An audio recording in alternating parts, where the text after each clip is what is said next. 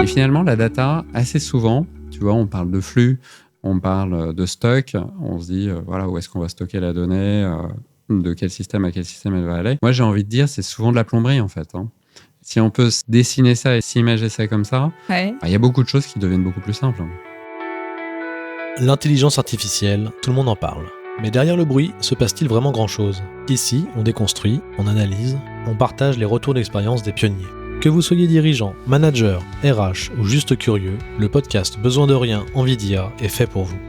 Vous y découvrirez ce que l'IA transforme déjà, vos organisations et votre rapport au travail. Ce podcast est sponsorisé par 365 Talents, solution d'IA qui cartographie les compétences des grandes entreprises.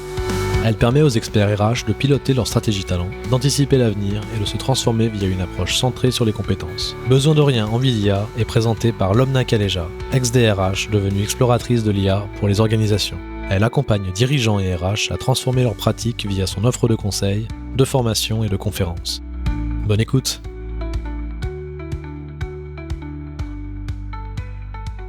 Bonjour et bienvenue à tous sur le 3e épisode de la saison 2 du podcast Besoin de rien, envie d'IA. Je suis ravie d'accueillir aujourd'hui Alexis Rouet. Bonjour Alexis. Bonjour Lobna. Bonjour, écoute, je suis ravie de te recevoir aujourd'hui et je te laisserai la parole dans quelques instants. Aujourd'hui, avec Alexis, on va parler de la data et de la data RH. Pas mal de questions qu'on se pose toutes et tous. Déjà, pourquoi on en parle autant aujourd'hui ? On n'en parlait pas tant que ça il y a quelques années. On va essayer de comprendre un petit peu ce qu'il y a derrière ces terminologies de big data, de data analytics. Déjà, qu'est-ce qu'une data ? On va essayer de comprendre pas à pas, et je suis sûre que tu as plein de choses à nous raconter sur concrètement comment moi, au sein de mon organisation, je peux mettre en place une gouvernance de la data.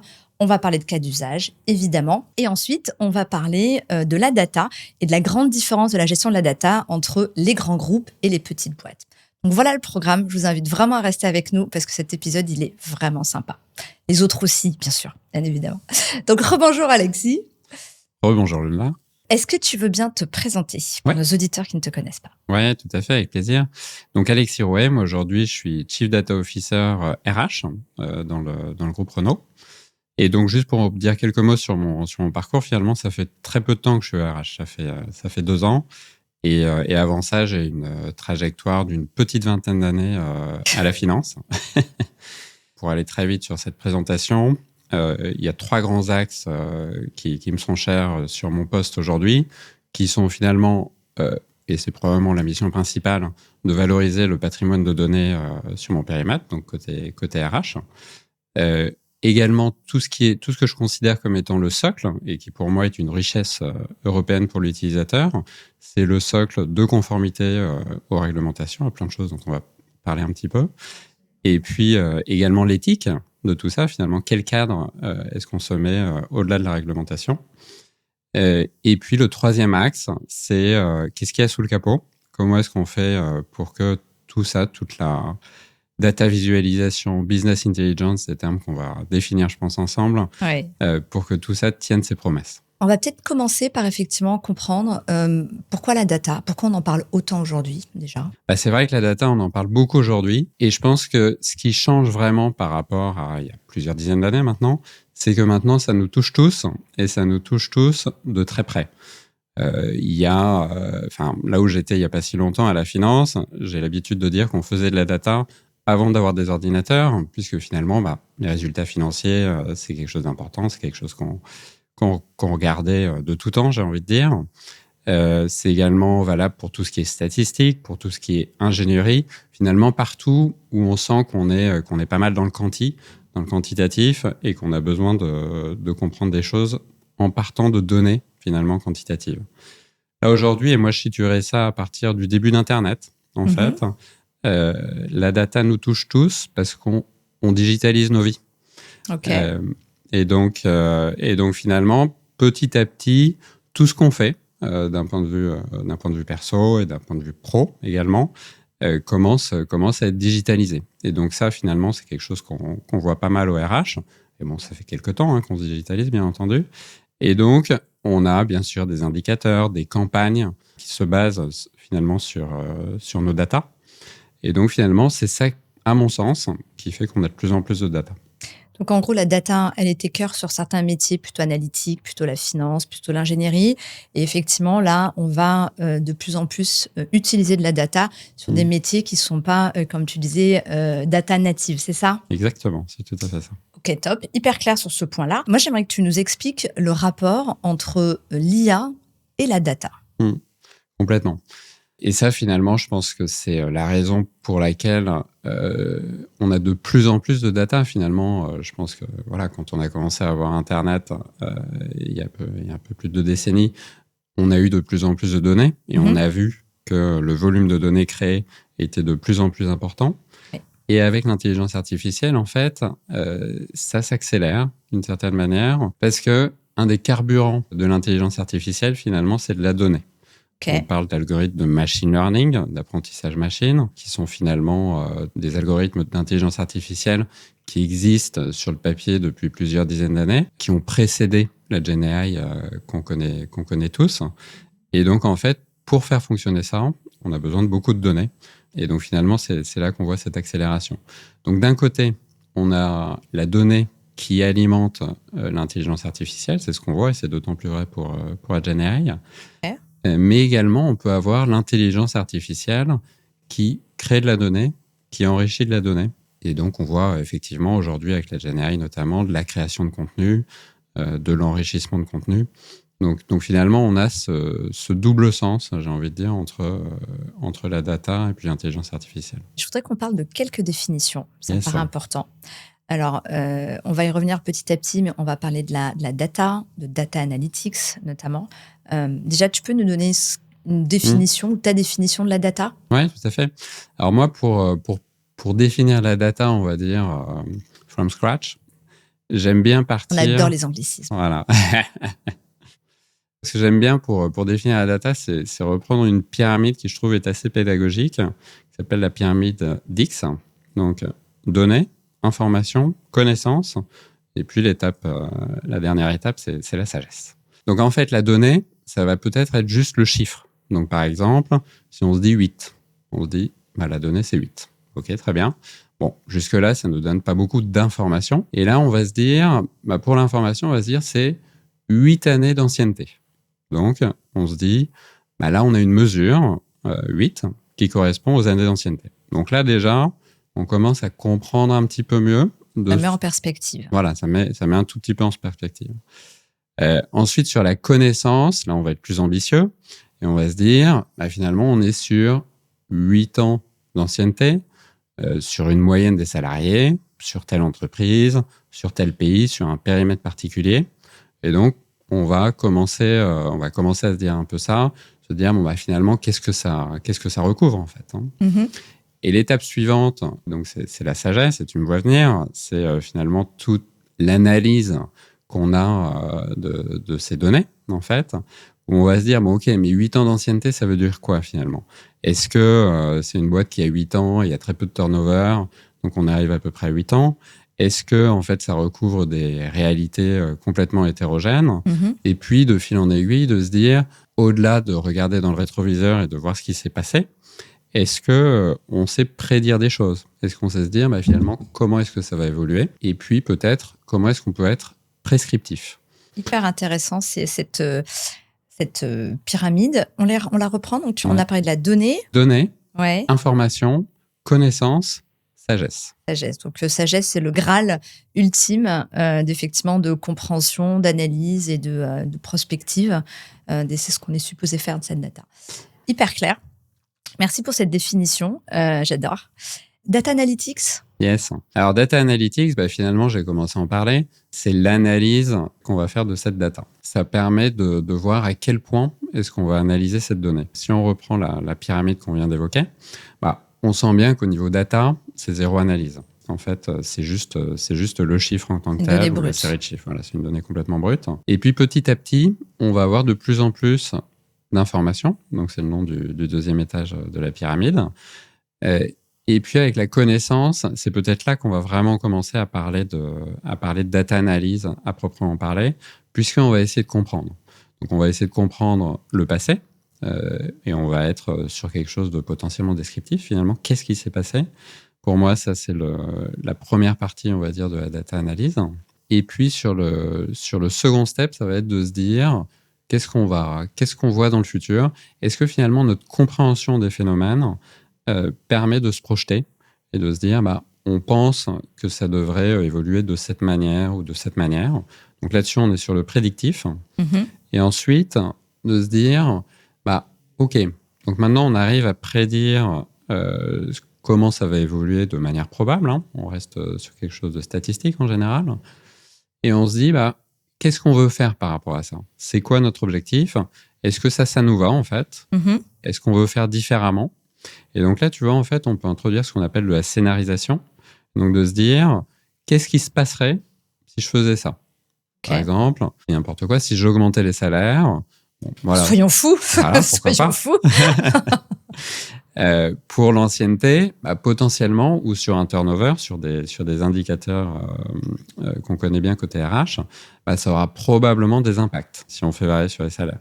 Donc là, si tu veux, je pense que sur la partie prescriptive, on introduit vraiment la notion de qu'est-ce qu'on fait et comment on veut le faire. Et ensuite, côté data analytics, de se dire, ça va être quoi l'impact de ça? Si j'augmente ou je diminue les salaires de temps, finalement, qu'est-ce que ça va avoir comme impact sur ma masse salariale, sur l'ancienneté, sur le turnover? Et donc là, on va être sur la partie prescriptive. Qu'est-ce qu'il faudrait faire pour que j'arrive à mes objectifs, en fait? Donc, ça commence déjà à être intéressant d'aller à ce niveau de data analytics. OK. Le big data, maintenant? Yes. On n'en entend plus parler, d'ailleurs, bizarrement. Exactement. On en entendait pas mal parler il y a une dizaine d'années, grosso modo. Et c'est, je pense, au moment où l'intelligence artificielle, si tu veux, est vraiment sortie. Alors, elle n'était pas encore populaire, mais c'est ce dont on parlait un petit peu. C'était l'apprentissage machine, le machine learning. Parce qu'en fait, on commençait à avoir vraiment, si tu veux, assez de données pour en faire. Et puis, de la puissance de calcul qui devenait suffisante pour passer les équations, j'ai envie de dire, concrétiser les équations dans les machines et finalement faire en sorte d'avoir vraiment des éléments. Donc, le big data, pour moi, c'est lié à ce qu'on appelle les 3 ou les 4 V. Donc, sur les 3 ou les 4 V, on a déjà une notion de volume. Donc, c'est ce qu'on disait tout à l'heure. À partir du début d'Internet, en fait, le volume de data a littéralement explosé. Il y a des analyses qui ont été faites, mais finalement, très rapidement, avec Internet, on a commencé à atteindre l'ensemble, atteindre le volume de données qui avait été créé depuis le début de l'humanité en quelques années. Voilà, donc c'est vraiment quelque chose de tout à fait remarquable. Et ensuite, il y a deux autres V. Donc après le volume, il y avait ce qui était la vitesse, finalement, la velocity, la vitesse de calcul de la donnée. Il y a également la variété. Donc finalement, c'est de se dire, OK, on a parlé de la donnée avec des chiffres, avec des 0 et des 1 de manière très quantitative. Là, on se rend compte qu'il y a vraiment beaucoup de types de données différents, que ce soit des données qu'on appelle structurées, donc effectivement quelque chose de très quantitatif dans une base de données par exemple, ou des données non structurées, des emails, des images. Finalement, ça devient aussi, et c'est des données, qu'est-ce qu'on peut en tirer? Le 4e V, c'est pour veracity. Donc finalement, ça se réfère à d'autres concepts dont je pense qu'on va les évoquer bientôt, sur notamment la qualité de la donnée, la robustesse de la donnée. Donc les 4 V, on a dit volume, vitesse, variété et véracité. Ok, top. Donc là, on était sur le big data. Avant de parler de cybersécurité, restez encore un petit peu sur la data. La business intelligence, on en entend beaucoup parler de plus en plus. Ça concernait beaucoup le business. On en parle de façon un peu plus large aujourd'hui. Tout à fait. Pour moi, la business intelligence, c'est le prolongement de ce qu'on a évoqué, du data analytics, de l'analyse de données pour des objectifs business. Et donc finalement, c'est analyser un petit peu comme on l'a fait là sur des exemples côté RH, mais bon, on voit bien que côté marketing, côté finance, ça a beaucoup de sens également, en incluant de la data visualisation. Alors là, c'est peut-être aussi quelque chose que je peux Absolument. définir. Et donc, la data visualisation, comme son nom l'indique, ça va être la visualisation de données. Donc, à partir du moment où on commence à faire des graphiques, on a forcément des données en entrée, on essaye de démontrer quelque chose ou au moins de montrer quelque chose, de montrer l'évolution par rapport de l'ancienneté dont on parlait récemment ou l'évolution du turnover sur un certain périmètre. Donc là, on va être dans la data visualisation. Et pour moi, la business intelligence, ça va être un peu ce combo analyse de données, visualisation de données pour démontrer quelque chose. Et je voudrais qu'on parle maintenant de la cybersécurité. Tout le monde en parle, pas toujours bien, pas toujours clairement. Pour moi, effectivement, la cybersécurité, c'est un mot qui est très large en fait. Donc pour moi, si tu veux, je définirais comme ça assez bien sur finalement la sécurité dans le monde cyber, donc dans le monde numérique, et puis la sécurité finalement des systèmes d'information. Okay. Et quand on parle de sécurité des systèmes d'information, on a 4 grands critères qu'on a l'habitude de prendre. C'est-à-dire, et là, par exemple, on peut prendre, si tu veux, un système comme Workday. C'est toujours intéressant. En général, on le connaît côté RH. SIRH, effectivement. Voilà. Et donc, de se dire, un premier truc qui va être important pour Workday, pour les RH, mais également pour l'ensemble des employés, c'est déjà qu'il soit accessible. Donc, garantir que le taux d'accessibilité soit c'est quoi que tu appelles le taux d'accessibilité? Alors, le taux d'accessibilité, ça va être, on se connecte, on a accès aux données, on a accès à l'organigramme, on a accès à nos données, en fait. Donc ça, c'est juste, en fait, en langage commun que ça fonctionne, quoi. Donc la base. Donc voilà, la base. Mais pourquoi? Parce que justement, quand on parle de cybersécurité, et ben derrière, on se dit que on se protège de potentiels hackers ou justement de personnes qui, pour une raison ou pour une autre, souhaiteraient faire en sorte qu'on n'ait plus accès, et auquel cas, ça crée des dysfonctionnements dans l'entreprise qui peuvent être importants. Donc, voilà, le premier critère, finalement, c'est l'accessibilité, se dire qu'on a effectivement accès aux données auxquelles on doit avoir accès pour bosser. Okay. Ensuite, le deuxième critère, c'est l'intégrité. Donc, il y a des hackers qui peuvent rentrer dans des systèmes d'information sans laisser de traces et qui peuvent juste modifier des données. Okay. Et donc, du coup, après, c'est un petit peu plus pernicieux, si je puis dire, puisque on rentre normalement, on a accès aux données, mais l'intégrité des données n'est pas garantie. Okay. Et donc, du coup, on se base sur des données fausses. Donc, ça, c'est l'aspect données. Mais ça peut être également sur un système d'information, se dire qu'on a des transactions qui ne sont pas disponibles. Également, on peut aussi pas bosser comme on le devrait, en fait. Ensuite, il y a un troisième critère, c'est la confidentialité. Donc, ça, on y est assez habitué côté RH, dans le sens où on a des informations assez critiques, assez sensibles. Et donc, du coup, finalement, c'est de se dire, quels vont être mes différents cercles d'accès aux données. C'est lié au droit d'accès aux différentes données qu'on a typiquement dans Workday. On voit bien que des informations comme les informations d'organigramme, c'est probablement des informations qui sont accessibles à tous, alors que des informations de rémunération, c'est plutôt l'inverse. En fait, il y a beaucoup moins de personnes qui ont accès et on comprend pourquoi et c'est bien normal. Donc voilà. Donc on est sur ces 3 critères principaux quand on parle de cybersécurité. Il y en a un 4e qui est la traçabilité. Donc la traçabilité, on sait que Workday, c'est un système où la traçabilité est assurée de manière importante. C'est-à-dire Workday ou un autre SIRH. Voilà, Workday ou un autre SIRH, tout à fait. C'était juste pour donner un exemple. Et on sait vraiment qui fait quoi dans le système et quand. Et donc, on peut finalement tracer l'origine de ces données et se dire, finalement, là, il y a eu un hacker, c'est plus facile d'identifier ça, quoi. Donc, en gros, la cybersécurité, c'est effectivement tout ce qui se passe dans les systèmes et avec ces 4 piliers qui sont importants. Tu peux nous citer un risque qui pourrait être un truc un peu grave? Oui, tout à fait. Il y en a eu dans les entreprises industrielles. Ça peut avoir des impacts sur la production. La production de voitures en ce qui nous concerne. C'est valable pour l'ensemble des entreprises. On a également pas mal d'exemples, plus dans le domaine public, concernant les hôpitaux. Ils ont été hackés, donc les systèmes ne fonctionnaient plus, c'est ça, hein? Exactement, les systèmes ne fonctionnent plus. il n'y a plus d'historique médical. Tout le monde a besoin de tout faire à la main. Et donc, là, finalement, ça perturbe grandement le système et grandement les process, quoi.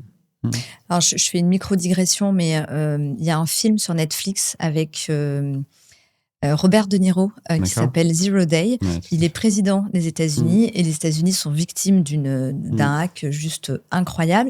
Et c'est là qu'on se rend compte à quel point on est vulnérable. Les avions se crashent, les trains se rentrent dedans. Et en fait, je crois qu'on n'imagine pas cette dépendance qu'on a à nos outils, à nos systèmes. Et effectivement, les hackers sont très créatifs. Donc, à échelle plus restreinte de nos organisations, l'enjeu est clairement pas humain. Néanmoins, les enjeux sont là et les risques clairement identifiés. Donc, merci. On va rentrer dans le vif du sujet une fois qu'on a clarifié un petit peu de quoi on parle, qu'on s'était mis d'accord sur les terminologies. Concrètement, je veux mettre en place une gouvernance de la data au sein de mon organisation, grande ou petite. Par où je commence? Quelles sont les questions que je dois me poser déjà pour commencer? Alors, je pense que là, si tu veux, c'est vraiment là qu'on va parler des 3 grands axes dont je parlais tout à l'heure sur mon poste. Je pense que quand on parle de gouvernance, on se doit vraiment de commencer, pour moi, par le socle de conformité et le socle éthique. Finalement, ça va être de se dire quelles sont les grandes réglementations qu'on se doit de respecter dans le cadre où on opère. Donc, il y a bien sûr le cadre européen, avec notamment la RGPD, également on a parlé de data, ça fait 25 minutes. Voilà. RGPD vient juste d'arriver. Ouais, tout à fait. C'est tard. Ouais. D'habitude, c'est le premier mot qui vient après data. Ouais, complètement. Mais c'est parce qu'on y est habitué maintenant. Tout est automatisé. On va y revenir, effectivement. C'est un point super important de se dire, finalement, dans un premier temps, dans quel cadre réglementaire on opère. Okay. Et puis, finalement, quel cadre on se définit en tant qu'entreprise, en tant qu'RH, pour manipuler, pour traiter les données qu'on a à notre disposition. Donc, déjà, il y a souvent une crainte, on va dire, quand on parle de RGPD, c'est-à-dire, ah bah ouais, mais avec la RGPD, on va pas pouvoir faire des choses et tout. Moi, ça m'a jamais empêché, on n'a jamais été empêché, à ma connaissance, sur mon périmètre, de faire des choses, de faire des projets à cause de la RGPD. Oui. Et donc, c'est en ceci que j'aimerais peut-être tordre le cou un petit peu à une idée reçue, du moins sur ce que moi je peux voir, que finalement, le fait de respecter la RGPD, c'est déjà d'avoir un registre des traitements de données personnelles. Donc ça, c'est la base, se dire finalement quelles données personnelles on utilise dans quel type de traitement. Ça, finalement, ça permet de commencer à avoir la base d'une gouvernance, puisque c'était ta question, de se dire de quoi on parle. Donc, il y a les données personnelles qui revêtent cette importance particulière et on le comprend bien. Et en tant qu'utilisateur et client en Europe, je pense que c'est vraiment important, enfin, du moins pour moi et je pense pour nous, dans notre expérience, de se dire, voilà, on partage des données, parfois avec des entreprises, avec des fournisseurs. On sait Après, de toute façon, c'est non négociable. Donc, c'est le cadre dans lequel il faut qu'on navigue. Tout à fait. On n'aime pas, c'est pas le sujet. Il faut se mettre en conformité. Donc, l'étape 1, exactement. Conformité RGPD. Conformité RGPD. Et donc, finalement, il y a un principe qui est très important dans la RGPD, dans cette réglementation, c'est le principe de minimisation des données. Donc, le principe de minimisation des données, c'est se dire, finalement, de quelles données au minimum je vais avoir besoin pour faire ce que j'ai envie de faire. Et donc, à partir de là, on se dit sur quel type de données on est légitime ou pas. Oui. Et ça, je pense que c'est très important, puisque d'un point de vue réglementaire, comme tu dis, c'est non négociable. Mais en plus, ça permet de se dire, d'un point de vue éthique, on ne va pas se faire plaisir à conserver des données personnelles pour le jour où ça pourrait servir. On va juste utiliser les données et conserver les données dont on a besoin pour faire les choses. Et donc finalement, ça aussi, si tu veux, c'est à la fois une contrainte importante, mais qui permet de mieux décrire ce qu'on va faire. Et dans ce que je peux voir, c'est tout à fait compris par les chefs de projet, de produits digitaux, les opérationnels. Et finalement, on se dit, finalement, ça nous empêche pas de faire des choses et ça nous permet d'aller sur la suite, en fait, quoi. Ok, donc là, on était sur le réglementaire. Voilà. Sur la partie éthique. Alors, sur la partie éthique, c'est finalement se dire, au-delà de ça, quelle réflexion on a sur la façon dont on traite, dont on manipule les données. Et c'est quelque chose qu'on va voir en particulier sur l'intelligence artificielle. Donc, je ne vais pas revenir de manière très détaillée sur les AI Act, puisque je crois que ça a déjà été abordé. L'épisode précédent, effectivement, on en a beaucoup parlé. Oui. Exactement. Mais là aussi, je pense que c'est quelque chose d'important de se dire, OK, on est sur des systèmes dits à haut risque au sens de l'AI Act, en tant que ressources humaines la plupart du temps. Bon, très bien, ça implique des choses. Est-ce que on se dit, on veut être plus restrictif que ce qui nous est proposé? Voilà, finalement, c'est se positionner, pour moi, en tant que fonction, éventuellement en tant qu'entreprise, par rapport à ça, pour se dire, quel est le cadre de jeu finalement qu'on se fixe? Et donc ça, pour moi, c'est vraiment un point important, puisque ça permet d'une certaine manière de s'approprier la réglementation et de faire le lien entre la réglementation, les valeurs de l'entreprise, la raison d'être, finalement, comment on bosse, pourquoi on le fait, des trucs juste fondamentaux. Réglementation, éthique, troisième pilier. Alors, réglementation éthique, donc pour moi, c'était dans le pilier socle, en fait. Okay. Ensuite, pour moi, de l'autre côté, on va dire, de tout ça, il y a la valorisation des données du périmètre dont on a la charge, en l'occurrence les RH pour moi chez Renault aujourd'hui. Et donc, là-dessus, finalement, quand on parle de valorisation, donc on parle, pour moi, de business intelligence, dont on a parlé tout à l'heure.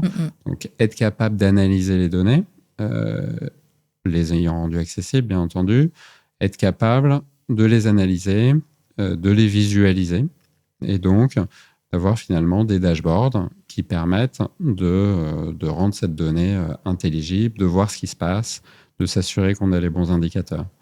Donc ça va être, si tu veux, pour moi, le premier étage de la valorisation des données. Okay. Le deuxième étage, ça va être l'intelligence artificielle. Alors, peut-être traditionnelle, entre guillemets, celle qui a précédé la vague de GenAI qu'on connaît tous aujourd'hui et qui a beaucoup popularisé la terminologie. Donc, être plus peut-être dans le prédictif, donc de se dire, un peu comme on le détaillera tout à l'heure dans un use case, je pense, sur, on a beaucoup de données, est-ce qu'on est capable de prédire des choses, de prévoir des choses par rapport à ce qui va se passer sur tel ou tel indicateur? Est-ce que analyser le passé, on va dire que c'est relativement facile, je mets facile entre guillemets. Comprendre le présent à l'aune du passé, là encore c'est facile. Là où on a une vraie complexité, c'est sur le demain, puisqu'on avait des patterns, on avait des chemins relativement linéaires. On se rend compte là qu'on aborde une tranche de vie avec des chemins qui sont beaucoup moins linéaires, avec des patterns qui se cassent, d'autres qui se créent.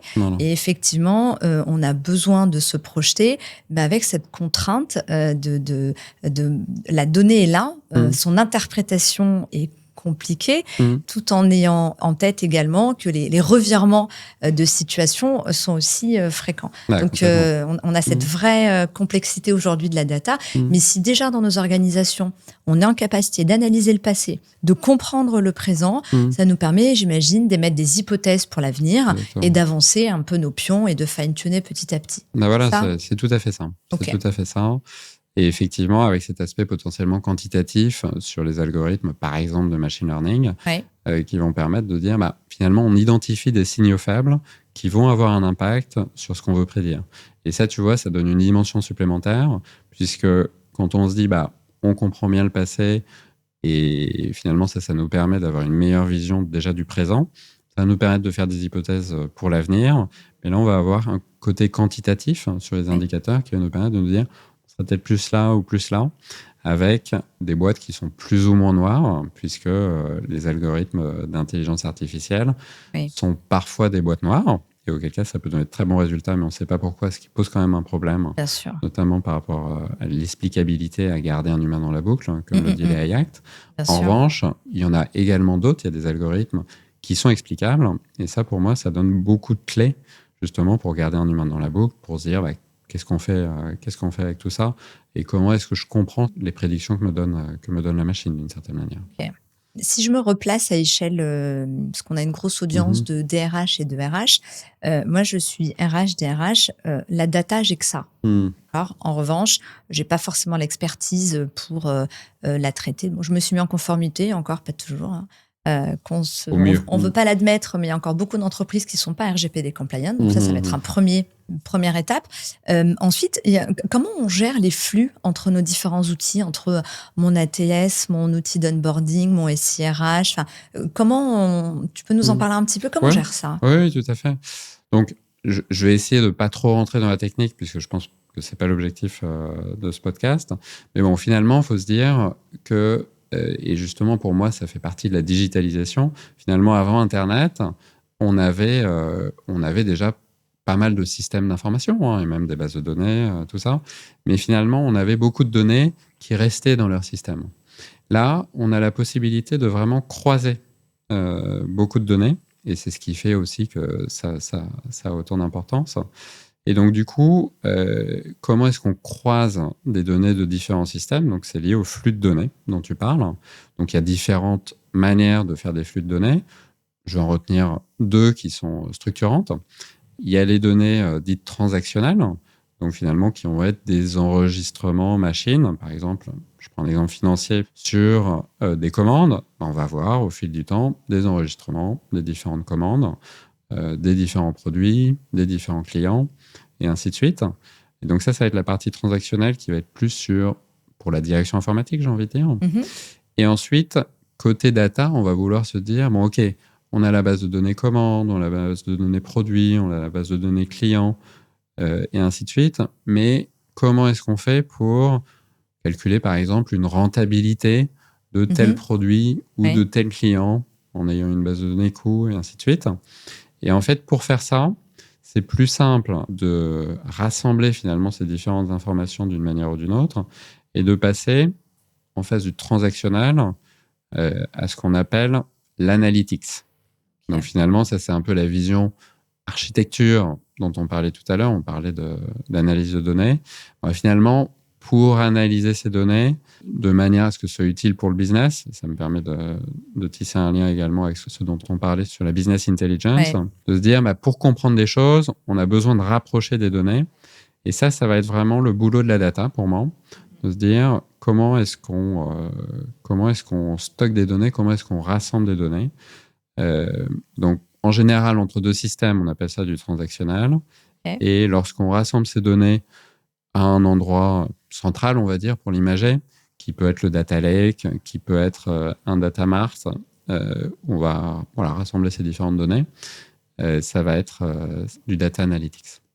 J'ai une grosse frustration sur le sujet parce qu'au sein de nos organisations, notamment les petites et les moyennes entreprises, parfois dans certaines grandes aussi, hein, parce qu'on a l'impression que les grands groupes, les grosses boîtes sont structurées, etc. Mais pas toujours. On reviendra tout à l'heure au cadre Renault. Mais on a plein d'outils. Mais très souvent, nos outils ne se parlent pas parce qu'ils ne sont pas interfacés. Et en fait, on devient esclave de nos outils parce qu'il faut aller rentrer le candidat dans nos solutions de SIRH. Ensuite, quand il sort, il y a un autre outil. Donc, il faut... En fait, les outils ne se parlent pas. Et on est sans cesse en train de mettre à jour de la data. Et quand il faut ressortir des dashboards, alors on a des dashboards sur notre SIRH, sur notre ATS, sur notre outil d'onboarding, on a. Mais ensuite, regrouper cette data, parce que l'intérêt de la data, c'est quand elle est croisée, et quand elle se parle, et quand elle est mise en perspective. Aujourd'hui, on a de la data, alors sur un sujet, puis sur un autre, et on a une complexité telle à croiser toutes ces données que c'est titanesque, si on veut vraiment avoir une vision très claire. Une info et une question. Une info, c'est que j'ai découvert, alors c'est une demi-info, j'ai découvert récemment qu'il y a des boîtes qui se pluguent sur nos outils, donc c'est des solutions, des startups, hein, une startup notamment. Si ça vous intéresse, envoyez-moi un petit message sur LinkedIn, je retrouverai le nom, qui se plug en gros sur nos solutions et qui a la capacité d'aller faire ce travail sans rentrer dans des infrastructures trop lourdes et trop coûteuses. Donc ça, c'était l'info. Et la question, c'est, j'ai toutes ces infos disponibles dans mon organisation, dans mes outils, dans mes systèmes. Est-ce que je dois tout analyser? Est-ce que je dois prioriser? Est-ce que je dois faire des choix? Si je dois faire des choix, à l'aune de quoi? Alors, Moi, pour te répondre, Lona, je suis un grand adepte du 80-20. Donc, effectivement, de se dire... Pareto.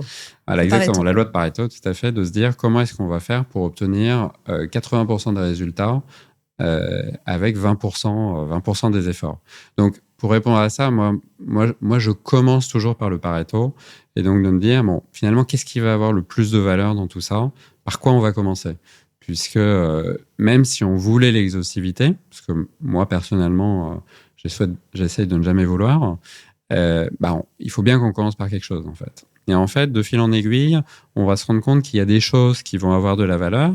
Pour revenir un petit peu au socle réglementaire dont je parlais sur la minimisation des données, il y a des choses qui vont être utiles, sur lesquelles on va avoir des use cases et de la valeur au bout. Et ça, en fait, on se rend compte que c'est super important de se dire, bon, voilà, ça va être quoi nos use cases? Ensuite, d'avoir la valeur qui va en face. La complexité aussi. Parce qu'on peut avoir des use cases avec beaucoup de valeur, mais aussi avec beaucoup de complexité. Okay. Et donc là, si tu veux, pour reprendre des fondamentaux de la méthode agile, le ratio valeur-complexité va être important à suivre, en fait. Et donc, de se dire, s'il y a des choses qui sont peut-être avec un peu moins de valeur, mais beaucoup moins complexes, peut-être que ça vaut le coup de les prioriser. Okay. Parce que si tu veux, on va avoir des quick wins. Donc, pour moi, si tu veux, quand on fait de la data, on se doit d'être un adepte de ça. Et même quand on a cherché à être trop exhaustif, à exposer de la donnée dans le data lake, même sans vraiment savoir ce qu'on allait en faire, on s'est rendu compte que c'était plutôt contre-productif. Ouais. Parce que finalement, le data lake se transforme en data marécage, comme on dit. Parce que cette data qui sert à rien, finalement, personne s'en occupe vraiment. Comme tu l'évoquais tout à l'heure, il n'y a pas de gouvernance. Et donc, on ne sait pas trop ce qu'on a. Et finalement, on ne peut même pas s'en servir. Donc, c'est vraiment important pour moi de partir d'un use case métier, de se dire qu'est-ce qu'on veut avoir comme valeur derrière. Et finalement, ensuite, on va aller tirer la plot, tirer la data. Et ensuite, de se dire, avec ça va faire des choses. Potentiellement, de prendre d'autres use cases. On va se rendre compte que le jeu de données qu'on va utiliser, ça va être un jeu de données compact, fini. Okay. Et puis, il y a d'autres cas d'usage qui vont apparaître à iso-complexité, j'ai envie de dire. Donc, juste si je récapitule, donc il y a de la data, il faut faire des choix. Il ne faut pas viser l'exhaustivité puisque c'est contre-productif, sans quoi je te rejoins. Après, c'est se dire, quel est mon objectif ? On peut évidemment partir de la stratégie ou de choses plus opérationnelles, mais quel est mon objectif ? Quelle est la data qui va servir mon objectif ? Mais au-delà de ça, c'est aussi quelle est la data qui est facilement exploitable, analysable, compréhensible. C'est ça ? Tout à fait. Donc, on part de l'objectif, on analyse ce dont on a besoin, et sur ce dont on a besoin, on peut de nouveau refaire un tri avec ce qui est facile, exploitable, utilisable. Tu parlais tout à l'heure de valeur versus complexité. C'est ça. Ok, tu vois, je m'étais vraiment arrêtée sur la stratégie où je veux aller, et le dernier cran, je l'avais pas, donc hyper intéressant. Mais je pense que c'est vraiment des sujets tout à fait complémentaires. Moi, c'est vrai que j'ai l'habitude de partir de là, de partir du besoin, du cas d'usage, et puis ensuite de mettre la stratégie en place. Parce qu'en fait, quand on parle de cas d'usage concret, ensuite, on sait pourquoi on fait les choses, et on se dit, tu parlais tout à l'heure finalement de données qu'on a dans plein de systèmes séparés, tout ça. De temps en temps, j'ai envie de dire, ça pose pas de problème particulier, tu vois. Et donc, typiquement dans le système de paye, on se dit, on a toutes les infos paye, et c'est bien qu'on les ait là, et en plus... on a un seul sujet de gestion d'accès, ce qui est important pour ce type de système. Mais finalement, le truc, ça va être de se dire quelles infos du système de paye je vais avoir besoin peut-être ailleurs, ou je vais avoir besoin de croiser avec quelle autre donnée, et auquel cas, comment je le fais. Et ça, finalement, c'est un use case spécifique qui va permettre de le tirer. Typiquement, gender pay gap, tu vois.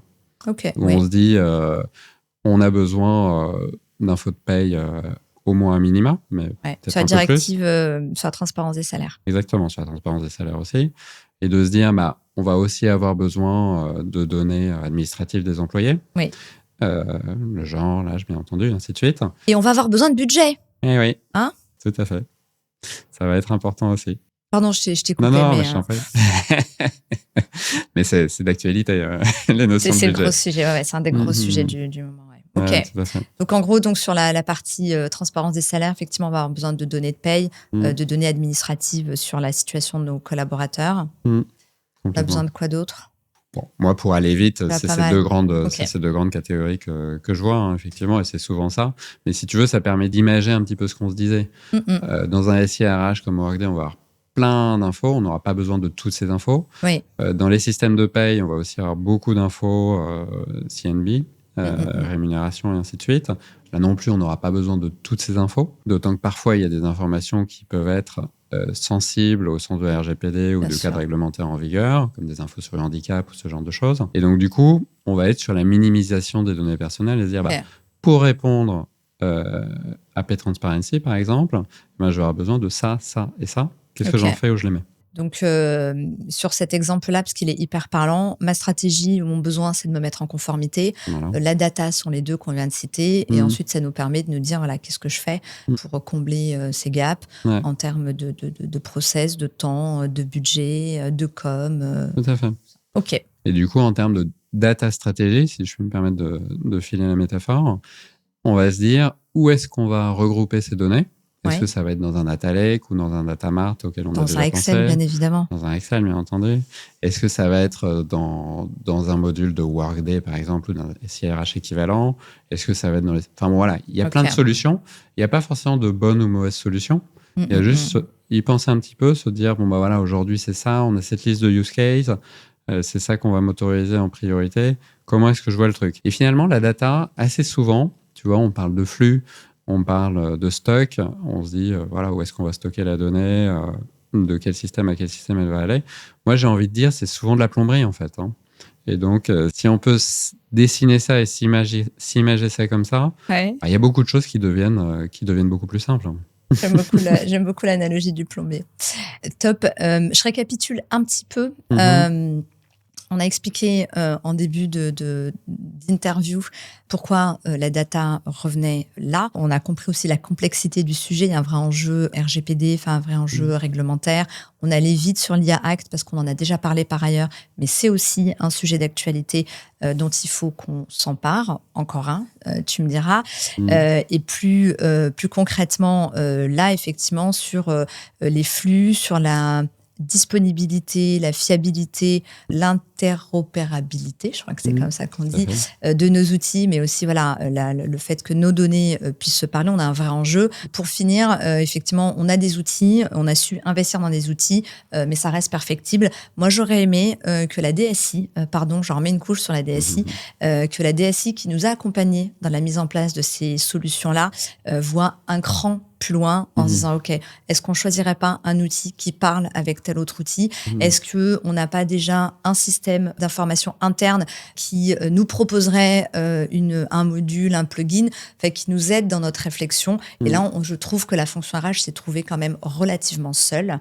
Si des DSI et des DRH veulent témoigner d'une collaboration efficace, j'ai cherché, personne n'a voulu témoigner. Donc, si vous le voulez, moi, je serais ravie de vous accueillir. Moi, je comprends bien ce que tu dis et je le dirais volontiers autrement.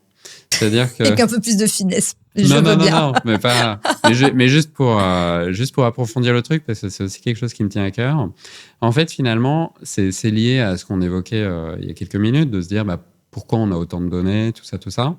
Et en fait, le monde de la donnée, pour moi, il est vraiment à mi-chemin entre l'informatique et les métiers. Et autant, si tu veux, à la finance, c'est ce que je te disais, le métier a l'habitude de faire de la donnée avant qu'il y ait des ordinateurs dont la question ne se pose pas vraiment. Autant au RH, où, voilà, initialement, ça ne fait pas partie des activités cœur. Hein. Mais il y a d'autres métiers, comme ça aussi. Je pense que c'est vraiment quelque chose de nouveau, à la fois pour l'informatique et à la fois pour le métier. Et tu vois, là, donc moi, je suis métier RH dans l'organigramme. Et si tu veux, ça me plaît d'avoir cette orientation métier, de se dire qu'est-ce qui va avoir de la valeur pour le métier et d'être orienté use case, un peu comme on le disait il y a 2 minutes.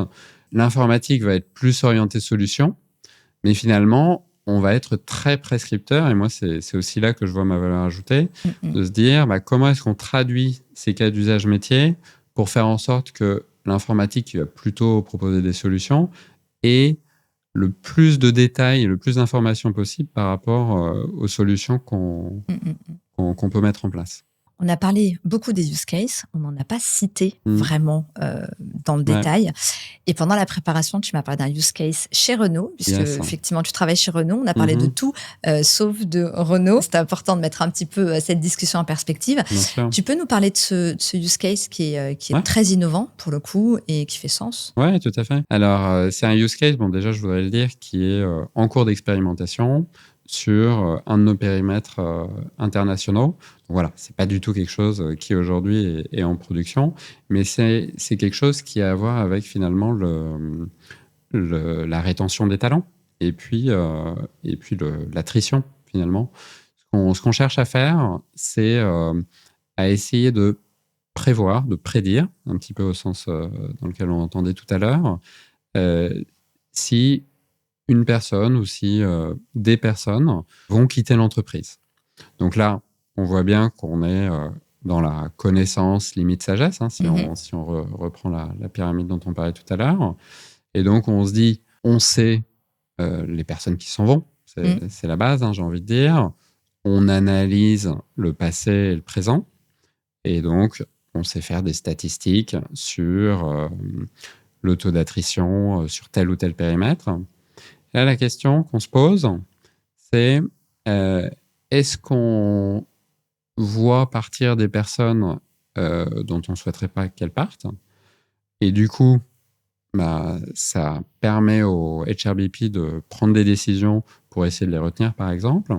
Donc ça, c'est le côté non anonymisé. Donc on est sur la donnée nominative. Et là, on est clean avec les RGPD, puisque on minimise, on est bien sur le principe de minimisation des données personnelles, et on a uniquement les données personnelles dont on a besoin. Là, on parle bien de mesures individuelles. Il y a toute une autre partie qui est une partie plus statistique, où on se dit, est-ce qu'on va réussir à calculer le taux d'attrition de manière plus robuste qu'aujourd'hui pour le futur?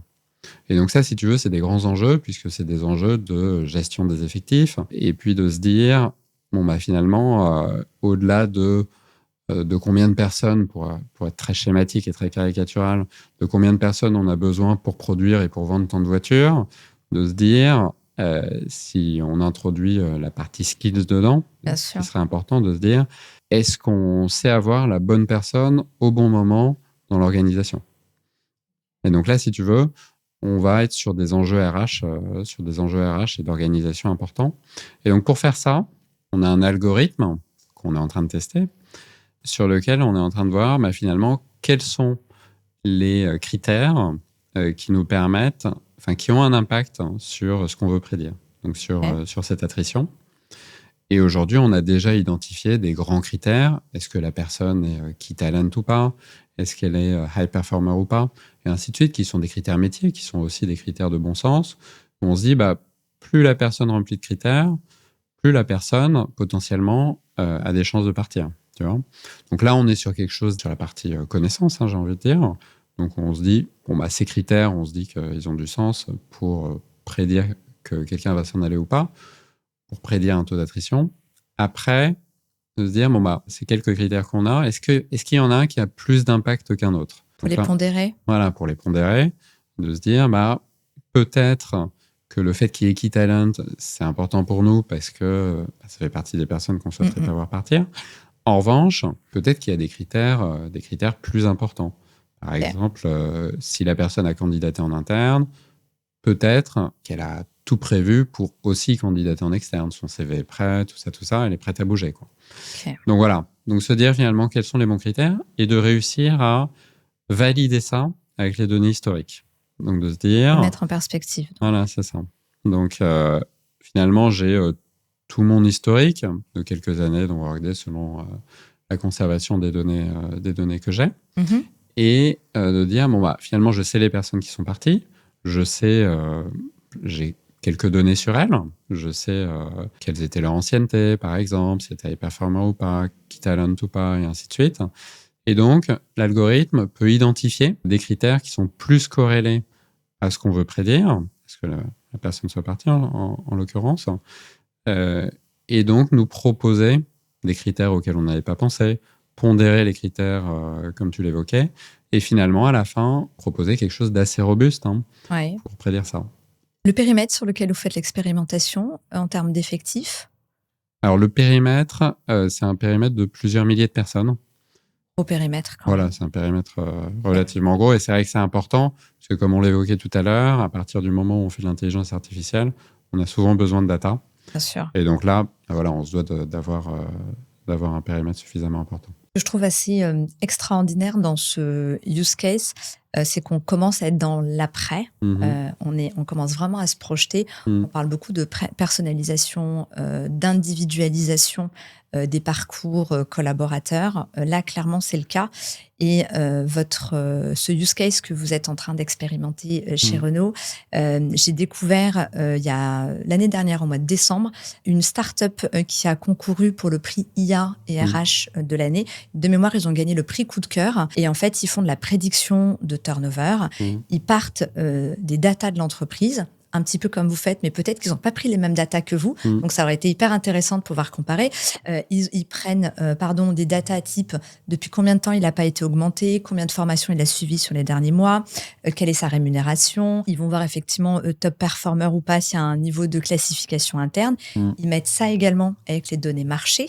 Ils prennent également en compte les datas de mémoire qui concernent les entretiens de sortie. Ils sont beaucoup sur les datas structurées, pas encore sur le non structuré, mais j'imagine que ça va venir, puisque dans les entretiens annuels d'évaluation, tu as de la data qui est sous-exploitée aujourd'hui, mais il y a des signaux qui sont, quelqu'un qui te dit « j'ai pas été formé, j'ai pas été augmenté, etc. » S'il se passe rien après ça, tu n'as pas besoin d'algo, c'est beaucoup de bon sens. Exactement. Et en fait, l'avantage de ces systèmes et de ces algos, c'est que ça a la capacité à agréger un volume de données qui est important, de les analyser et de mettre le doigt là où ça fait mal et là où on peut faire quelque chose. Et c'est vrai qu'à échelle humaine, sans solution, on a beau avoir, je reviens souvent à ces évals qui, moi, me rendent hystérique, avec toute cette data c'est du gâchis, en fait. Les Américains disent « data tells the story ». Et c'est vrai, la data dit tellement de choses. Exactement. Encore faut-il l'écouter, encore faut-il la faire parler. Et effectivement, moi, je serais ravie que tu reviennes dans un an, une fois que vous aurez du recul sur cette expérimentation. Et effectivement, cette solution du marché, c'est du bon sens. Enfin, quand on y pense, c'est tellement du bon sens. Ah, tout à fait. C'est tellement du bon sens. Et à la fois, comme tu dis, tout est dans l'entretien individuel. Sauf que voilà, c'est aussi difficile, selon le nombre de RH qu'on a et tout, mais d'identifier les signaux faibles quand on a beaucoup d'effectifs. Ouais. Et donc, là-dessus, c'est vrai que les algos et l'intelligence artificielle au sens large peuvent nous aider pour identifier là où potentiellement il y a des alertes, tout ça. Et effectivement, ça me permet de rebondir. Là, on parlait d'un algorithme de machine learning, en l'occurrence. Oui. Donc, on est très sur des données structurées, quantitatives et tout.